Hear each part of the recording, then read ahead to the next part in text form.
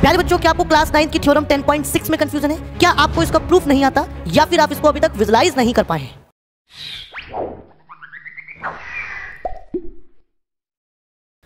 Hello students, जय हिंद। This is Rajat Prabhakar, welcome to कक्षा की क्लासेस। प्यारे बच्चों, आज के इस लेक्चर में हम डिस्कस करेंगे क्लास 9 की थ्योरम 10.6 जो कि कोड्स पर बेस्ड है। कोड्स पर लिखा है equal codes of a circle और अ कॉन्ग्रेंट सर्कल। एक ही सर्किल के अंदर या तो दो इक्वल कोड्स हो या फिर दो अलग अलग कॉन्ग्रेंट सर्किल के अंदर इक्वल कोड्स हो, are equidistant from the centre और सेंटर, वो सेंटर से बराबर दूरी पर होती हैं। अंडरस्टूड? या फिर दो अलग अलग सर्कल हैं तो उनके सेंटर से भी ये बराबर बराबर दूरी पर होगी। ठीक है, तो मैं दोनों सिचुएशन बता देता हूँ। पहली सिचुएशन में ये कहना चाह रहा है कि अगर इक्वल कोड्स है, मान लो ए बी और सी डी, तो ये जो सेंटर से आपकी परपेंडिकुलर डिस्टेंस है ना इसकी, ये दोनों बराबर होगी। ठीक है, ई एफ। तो आपको ये प्रूफ करना है कि ओ ई किसके इक्वल है, ओ एफ के, ये होगी। ठीक है, अब हम क्या करेंगे, इसको हम सिंगल के अंदर तो हम कर सकते हैं, बट मैं इसको डबल सर्किल पे कराना चाहता हूँ क्योंकि बहुत सारी थ्योरम मैंने कराई है। प्रूफ मैं दोनों से करा दूंगा, वो इतना बड़ा डील नहीं है। तो अब इसका क्लोन लेके मैं इधर ले आता हूँ। ठीक है, अब आपको कुछ नहीं करना। देखो ये कोड्स है, तो ये जो सेंटर से इसकी डिस्टेंस है ए बी, ठीक है, ऐसी दूसरी कोड ले ली हमने सी डी। सेंटर से जो इसकी डिस्टेंस है ओ ई, ओ डैश ई, ये इक्वल प्रूफ करनी है आपको, क्योंकि कोड क्या है, इक्वल है। कोड क्या है बच्चों, इक्वल है। तो हमने कुछ नहीं किया, हमने इसको ज्वाइन कर दिया। और मैं देखो कैसे करने वाला हूँ ये बता देता हूँ आपको। देखो ओ एफ ओ डैश ई के इक्वल प्रूफ करना है। पहली बात तो ये समझ लो, सेंटर से कोड की जो डिस्टेंस है कोड्स की, वो इक्वल डिस्टेंस है, ये आपको प्रूफ करना है। तो कैसे प्रूफ करोगे? देखो ओ ए है, ओ डैश सी के इक्वल है। डिस्टेंस कैसी है, परपेंडिकुलर है, तो उसका मतलब angle O F A O dash E C के इक्वल होगा 90 डिग्री। किसी तरीके से ए एफ किसके इक्वल आ जाए, सी के, तो ये आर एच एस कॉन्ग्रुएंसी लग जाएगा। और ये बहुत आसान है करना। पूछो क्यों? जब कोड इक्वल है, ए बी किसके इक्वल है, सी डी के, तो इसका मतलब ए एफ और F B half A B के इक्वल होगा। क्यों? क्योंकि ये 90 डिग्री है, परपेंडिकुलर डिस्टेंस की बात कर रहा है। तो इसका मतलब क्या होगा, ये बाइसेक्ट करेगा। You got the point? क्या करेगा, बाइसेक्ट। बस उस प्रॉपर्टी से ए एफ किसके इक्वल आ जाएगा, सी के। क्लियर हो गया? अब ये दोनों ट्राइंगल कॉन्ग्रुएंट हो जाएंगे, और कॉन्ग्रुएंट होने के बाद ओ एफ किसके इक्वल आ जाएगा, ओ डैश ई के सी पी सी टी से। आई होप आपको समझ में आई हो। तो पहले मैं आपको डबल सर्किल पर बता देता हूँ, फिर मैं सिंगल सर्किल के अंदर ही मैं आपको समझा दूंगा कि उसको भी कैसे प्रूफ करते हैं। वो भी बिल्कुल सेम ऐसे ही लिया जाता है। देखो सबसे पहले क्या गिवन है, two congruent circles having centre O and O dash. क्या है, इन विच, जिसमें क्या है, ए बी किसके इक्वल है भैया, सी डी के इक्वल है। ये आपको गिवन है, आपको टू बी प्रूव्ड। आपको क्या सिद्ध करना है?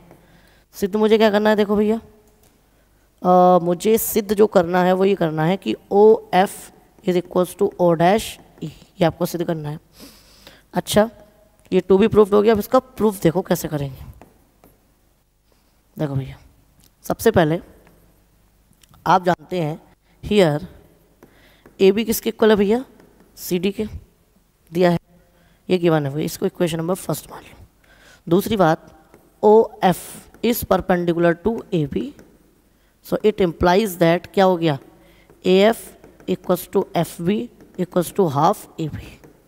क्लियर है? कैसे आया? ठीक है, if perpendicular is drawn from the centre of a circle to the code it bisect the code. ये आपने थ्योरम पहले ही प्रूफ कर रखी है। ठीक है, आगे ऐसी आप सिमिलर लिखेंगे। सिमिलरली उसको आपका कॉन्सेप्ट लिखने की जरूरत नहीं है, आप लिख देंगे डायरेक्टली सी ई किसके इक्वल है, ई डी के इक्वल्स टू किसके हो गया, हाफ सी डी के। सेम यही, from centre of a circle to the कोड, अगर परपेंडिकुलर ड्रोन होती है तो वो कोड को बाइसेक्ट करता है। अब जरा ध्यान से देखिए, आपको A B equals to C D given है, तो इसमें हाफ से मल्टीप्लाई कर लो, half A B equals to half C D. कहाँ से पिकअप किया आपने, फ्रॉम इक्वेशन नंबर फर्स्ट से पिकअप किया है। अब हाफ ए बी की जगह आप क्या लिख सकते हो, ए एफ। ठीक है, और हाफ सी डी की जगह लिख सकते हो आप सी ई, ठीक है। ये प्रूफ हो गया आपका। कौन सी इक्वेशन सा है?